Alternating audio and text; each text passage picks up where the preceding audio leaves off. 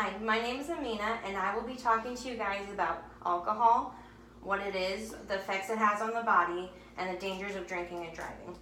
I want to begin by talking to you guys about a personal experience I have had with drinking and driving.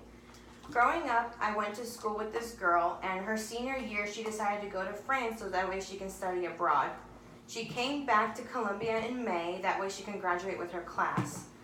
Unfortunately, she was not able to walk with us. On May 3rd of 2015, she was tragically killed in a car accident, and the result of this was drinking and driving. Even though she was only the passenger, her life and the life of her friends and family were changed dramatically. Alcohol.org defines alcohol as the ingredient that is found in wine, beer, and spirits that causes drunkenness.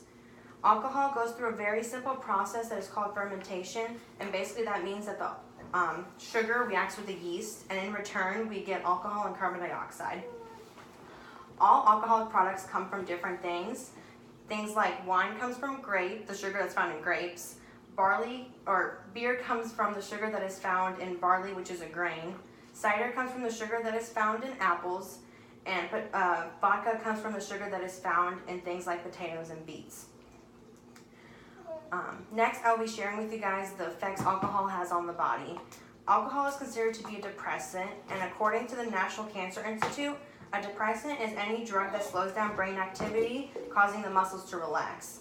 It's called a depressant because it depresses the central nervous system.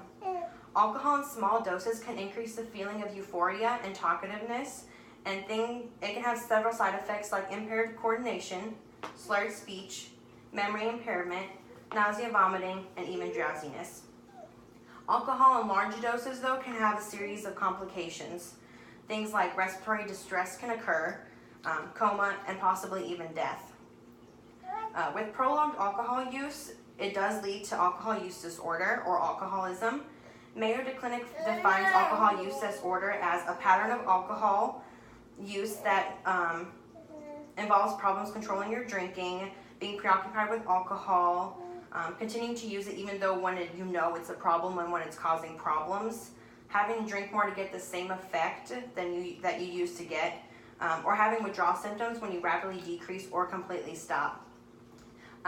Alcoholism can range from mild to severe, and even mild cases can turn to severe with time.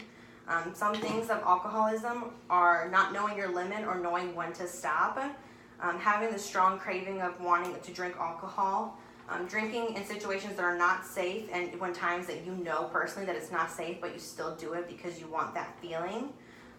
You experience a decrease in your schoolwork, your work, and then your home life, and you can even suffer withdrawal symptoms.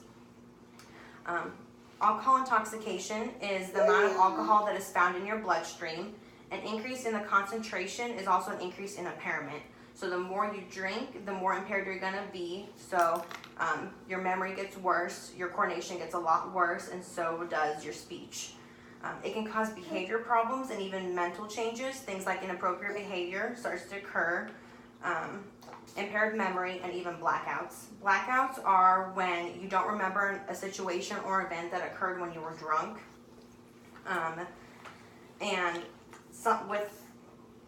With alcohol, if you drink it for a very long amount of time and you drink a lot, you can suffer withdrawal. And withdrawal is just, like I said, the decrease in the amount of alcohol you're drinking or even completely stopping drinking it. And it can occur several hours after you drink, or even up to 4 to 5 days after you stop drinking. It can be slight symptoms like sweating or tremors, to things that are more severe like hallucinating or seizures. Even though alcohol affects your body, it also affects your decisions and your judgment, especially when it comes to drinking and driving. Drinking and driving has become an increased problem lately, and it's a lot bigger than we think it is.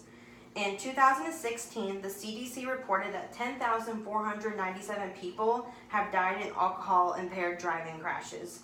And this accounted for 28% of all traffic deaths that were in the United States at that time. 214 out of 1,233 deaths were in children that were aged 0 to 14 as well in that time. As you look at this graph here, it shows the number of deaths that occurred between 2003 and 2012. and it says that 3,314 people were killed in crashes that involved a drunk driver in the state of Missouri. This graph down here shows the rate of deaths by the ages, from age 0 all the way up to 35 and plus, and it compares it to the national average. On the left side, you see the national average is greatly lower than the average of Missouri. And when you look at the bottom, it shows the rate of deaths by gender, and it shows that males are about 5 times more than women are. Another thing that occurs with drunk driving, and when it revolves about ages, is that people who are younger are at a higher risk to get into accidents and to drink and drive than older people. It could be because older people are considered to be more mature. They know when they shouldn't do something, and then younger kids, we're prone to look cool, and we want to do it just because we don't want to come off as being a loser or whatever. While in small amounts, alcohol can benefit you socially, it often gets misused, and the effects of it can be deadly. Regardless of if you had 1 drink or 7, and what your blood alcohol concentration is at, anyone that has alcohol in their system is at risk for getting into an accident.